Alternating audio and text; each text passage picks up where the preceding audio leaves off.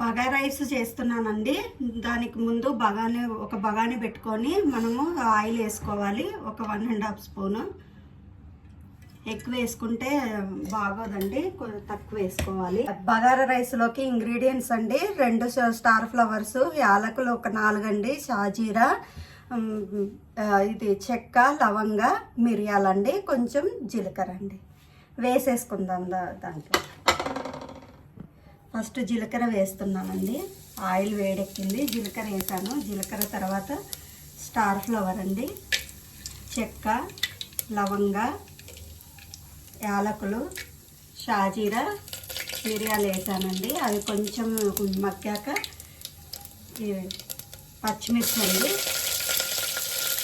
పచ్చిమిర్చి వేసుకొని కొంచెం కలుపుకోవాలండి. ఇది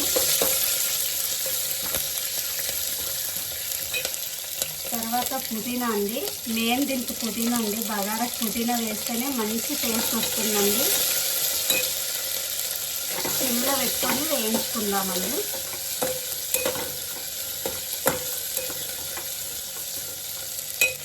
తర్వాత కరివేపాకు అండి. కరివేపాకు వేసుకొని కొంచెం సేపు మగ్గించుకోవాలండి.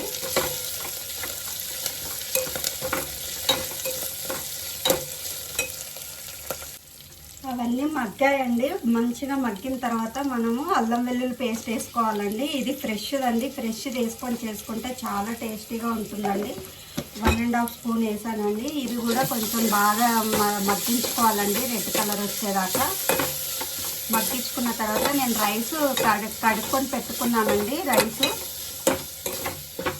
1కి 2 వేసుకోవాలండి వాటరు. ముందే రైస్ని కడిగేసి పెట్టుకున్నానండి. నానాయి కొద్దిసేపు, ఒక అరగంట అలా నానితే రైస్ బాగా వస్తుందండి పొడి పొడిగా. అందుకే నేను ముందే కడిగేసి పెట్టుకున్నాను. 1కి 2 వాటర్ వేసుకోవాలండి. అవి ఒకసారి కొలుచుకుందాం వాటర్. ఇలా మంచిగా వేగిన తర్వాత మనం ఇందులోకి రైస్ వేసుకొని కలుపుకోవాలండి. ఫస్ట్ రైస్ను కూడా ఆయిల్లో మంచిగా ఫ్రై చేసుకోవాలి. రైస్ కుక్కర్ కప్పుతో 3 పెట్టానండి. 3కి 6 వాటర్ వేసుకుంటే సరిపోతుంది. ఇవి మంచిగా ఫ్రై చేసుకోవాలండి. ముందు బియ్యము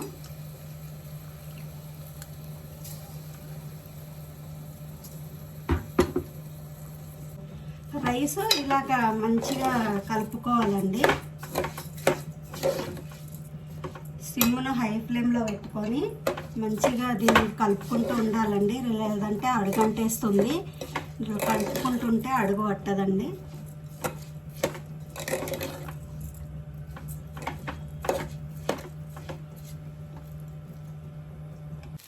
రైస్ వేసేటప్పుడు కొన్ని వాటర్ పోతాయి కదండి. ఆ వాటర్ పోయేదాకా మనము ఈ రైస్ను మంచిగా ఇలా ఫ్రై చేసుకోవాలి. వాటర్ అంతా పోయాయండి, పొడి పొడిగా వచ్చాయి. హై ఫ్లేమ్లో పెంచుకొని అప్పుడు వాటర్ వేసేసుకోవాలండి. నేను 1కి 2 6 పోస్తున్నానండి. వాటర్ వేసేసి మనం సాల్ట్ వేసుకోవాలండి తగినంత.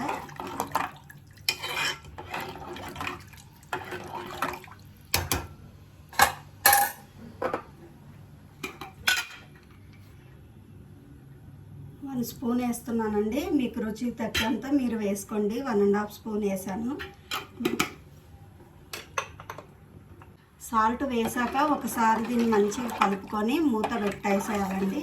మూత పెట్టి దాన్ని ఉడికించుకోవాలి.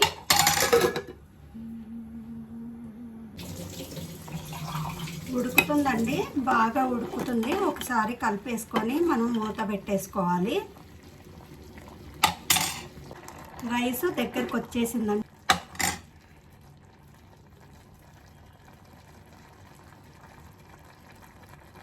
కొత్తిమీర వేసుకొని ఒకసారి కలుపుకుందామండి. కలుపుకొని మూత పెట్టేసుకుంటే మనకు ఇది మంచిగా నీరంతా పోతుందండి.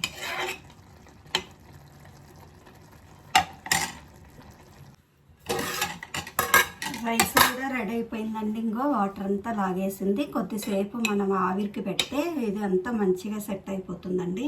బగారా రైస్ రెడీ అండి.